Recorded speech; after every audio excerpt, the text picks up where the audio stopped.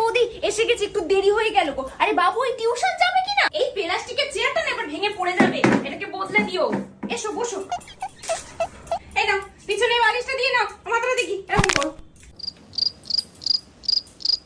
আরে বলো না, আসার আগে রুটি তরকারি করে দিয়ে এলাম, বাবুর বাবা এসে নালে এক্ষুনি বাড়িটা মাথায় করবেন। ধরো দেখি, আগের বারে কাছ থেকে করিয়েছিলে, আমার থেকে তো করাওনি। দেখো দেখো, আরে একটু কাজল পেন্সিল দিয়ে দিলেই ঠিক হয়ে যাবে, ওটা এক আধবার ওরকম হয়ে যায়। হ্যাঁ ঠিক আছে। পিকুদের বাড়িতে বুঝি তোমাদের নিমন্ত্রণ আছে না? ও তোমাদের বলেনি? দেখবে যা গ্লো আসবে না, একদম নাইট বাল্বের মতন চকচক করবে। জানো তুমি বাবুর বাবা না একদম পছন্দ করতো না যে আমি কাজ করি, কিন্তু তারপরে যখন দেখছে হাতে দুটো পয়সা আসছে তখনই একেবারে মুখে চুপ কুলুপটি এঁটে বসে আছে। নিজে তো আবার একটা পাউডারের কৌটোও আমাকে এনে দিয়েছে, যেটা আজকে তোমাকে দিলাম।